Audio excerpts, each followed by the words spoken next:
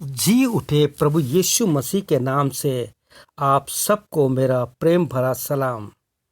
आज के प्रातःकालीन मनन में, आज के इस डिवोशन में, प्रिय भाई बहनों, एक बार फिर मैं आपके साथ पवित्र आत्मा में वो संगति जो हमने पिछले दिनों की, और पता नहीं अब क्या होगा, कैसे होगा, हमें कुछ नहीं पता। मैं उसी संगति में एक बार फिर आपको जोड़ना चाहता हूँ, ताकि जो पुराना हो गया फिर से नया हो जाए। मुझे विश्वास है आप सब खुश हैं, आनंदित हैं। क्यों? क्योंकि अब सब खत्म हो चुका है। आप कहेंगे क्या खत्म हो चुका है? अरे भाई, नया साल चला गया, ऐश वेडनेसडे चला गया, लैंड डेज चले गए, पैशन वीक चले गए, पाम संडे भी चला गया। बड़े होश अन्ना कहा था हमने, लेकिन अब तक हमने होश अन्ना का अर्थ नहीं जाना। गुड फ्राइडे भी चला गया।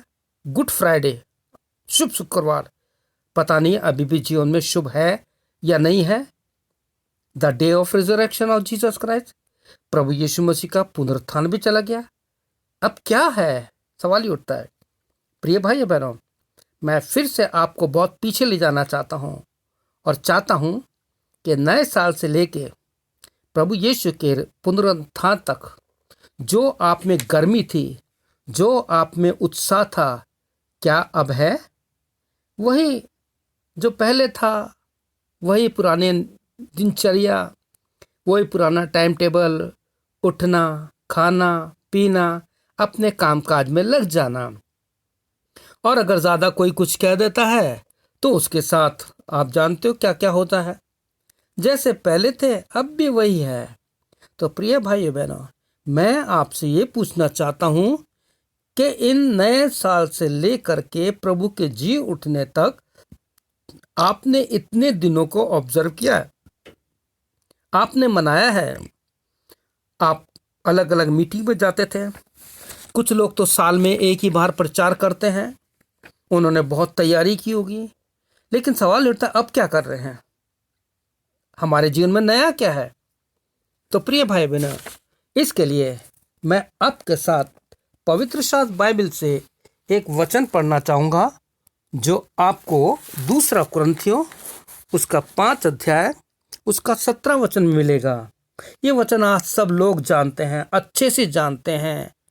लेकिन जो प्रभु यीशु मसीह के इस वचन में पौलुस ने अपने जीवन के परिवर्तन से लिखवाया, वो इस प्रकार से कहता है। दूसरा कुरिन्थियों उसका 5 अध्याय उसका 17 वचन, 2 Corinthians चैप्टर 5 वर्स 17। इसलिए यदि कोई मसीह में है, if anyone in Jesus Christ, यदि कोई मसीह में है तो वे नई सृष्टि, इज ए न्यू क्रिएशन। पुरानी बातें बीत गई है, old thing has passed away. देखो, सब बातें नई हो गई हैं। ध्यान दीजिए, सब बातें नई हो गई। All things are new. कौन सी बातें? जो आपने पिछले नए साल में बहुत प्रतिज्ञा की थी, और थोड़े थोड़े करते फिर चले गए, लेकिन उसके बाद फिर से ऐश्वर्य से आ गया। हमने बहुत पश्चाताप किए। कुछ लोगों ने 40 दिन के उपवास किए, कुछ लोगों ने फ्राइडे उपवास किया।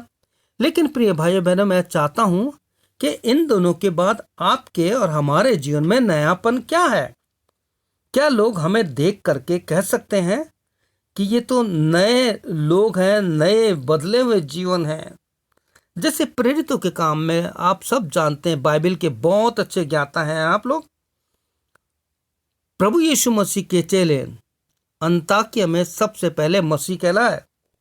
प्रिय भाई बहन, अगर कहीं गलती हो जाती तो कि मेरी गलती को मत पकड़ना, लेकिन उस बात को पकड़िए जिसके लिए प्रभु यीशु की पवित्र आत्मा ने मुझे उभारा कि हम फिर से नए साल से लेकर के प्रभु यीशु के जी उठने तक जितने दिन हमने ऑब्जर्व किए हैं, मनाए हैं, हमने सुना है, अलग अलग सेवकों को, बड़े बड़े प्रचारकों को सुना है, तो सवाल ये उठता है, क्या हमारे जीवन में कोई परिवर्तन आया?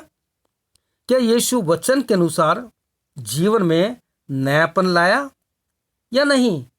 तो इन दिनों का कोई मनाने का कोई मतलब नहीं है।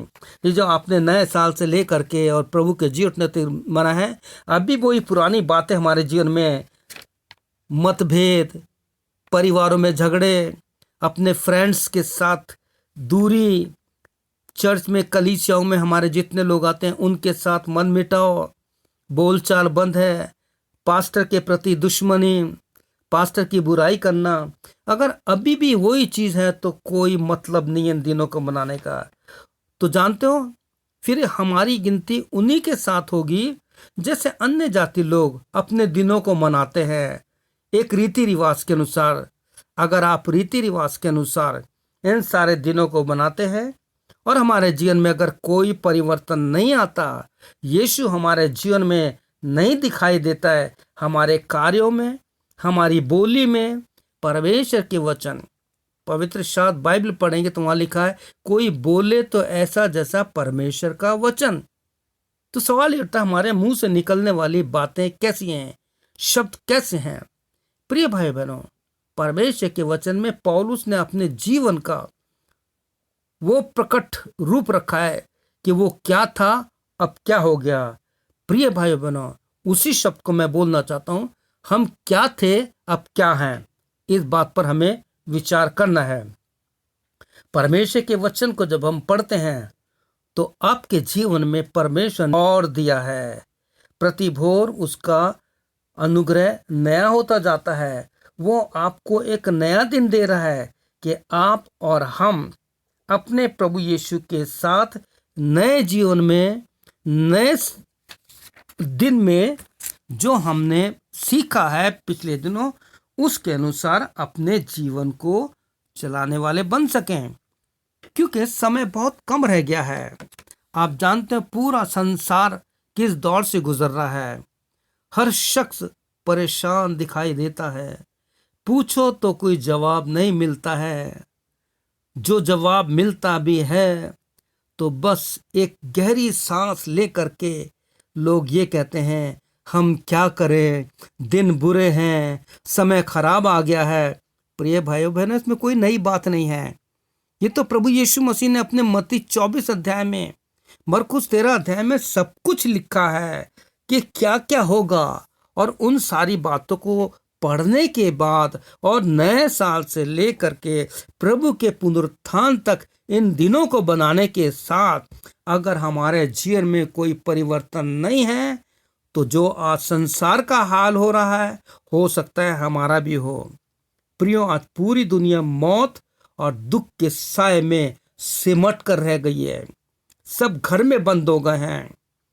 मेरे प्रिय भाइयों और बहनों, इससे पहले कि वो सारी परिस्थितियां आए जो यीशु ने कही है कि देख मैं द्वार पर खटखटाता हूं, अपने दिल का द्वार खोल दे ताकि मैं तेरे भीतर आऊं और तुझे नया बना दूं और तू भी पौलुस के समान कह सके, अब मैं नया हूं।